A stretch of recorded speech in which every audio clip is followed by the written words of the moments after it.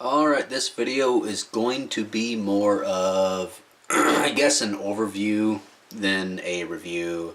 I mean, you might consider it a review, I guess, but... So I'm going to go ahead and start with its dimensions. From bumper to bumper, it's right about 21 inches. And for its height, it's about 10¼ inches. And the body on it is pretty cool. I like it, you know, quite a bit. Just go ahead and pull this off. There we go. So you can see the front end there. That is a glued on piece there. So it's pretty neat. And you can put lights in this thing, which is pretty cool. Check that out there just so you can get a nice close up on it. Yeah. Alright, let me set the body aside. Before we get to everything underneath the body, let's go ahead and talk about the remote real quick. I like the remote. It's alright. To be honest, when I had my Honcho, SCX10 Honcho, I like that remote more. It had the foam thing around the steering wheel, and the trigger was tighter. This here is a little bit looser. It doesn't take a lot of pressure to move it. But real quick here, if we can get this thing to focus. Here is your throttle trim there. Here is your steering trim. Of course, there's your on and off switch. Up at the top, there's your binding button, and to reverse your steering and throttle. And then here is ST rate. Yeah, I'm not gonna be honest. Oh, yeah, never mind. This button here, this knob controls how much your steering actually turns when you actually turn the wheels. How much your front end turns, I should say. Okay, and I'm actually just going to start with the servo.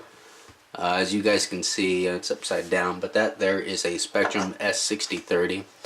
Definitely not the servo that came on this. The servo that came on it is this guy right here. And this is a Spectrum S605.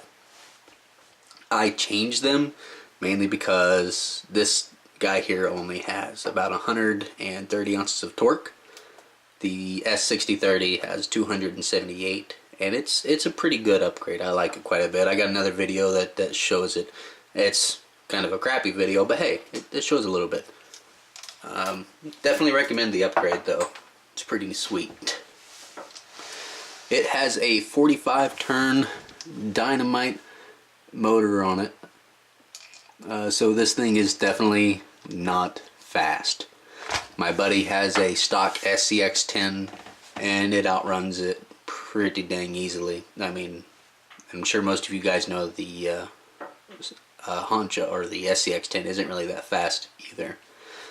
For the transmission, you have an option of putting a 2-stage in there. Something that I will probably never ever do. But you do have the option. Some of you guys probably want to go slower at times and then quite a bit faster at others.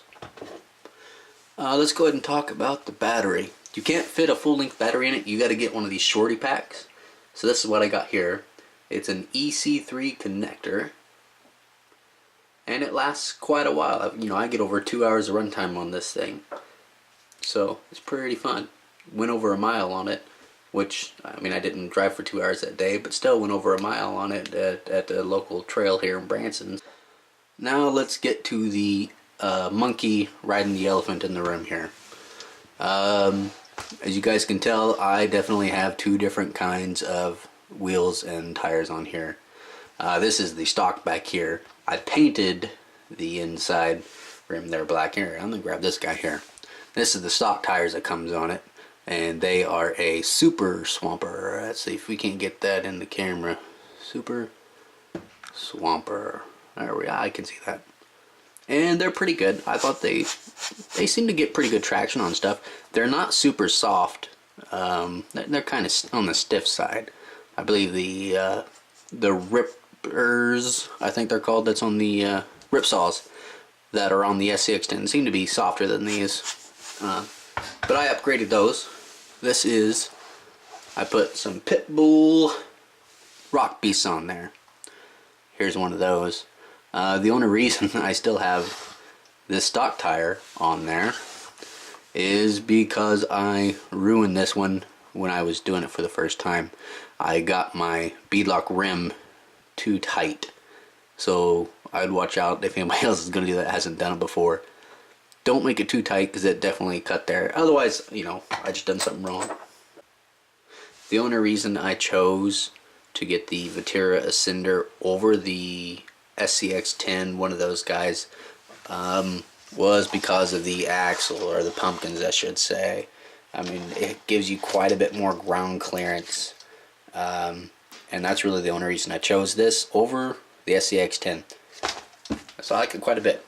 On the underside here, you can see it's got aluminum links, and they are scratched up pretty darn good, as you can tell.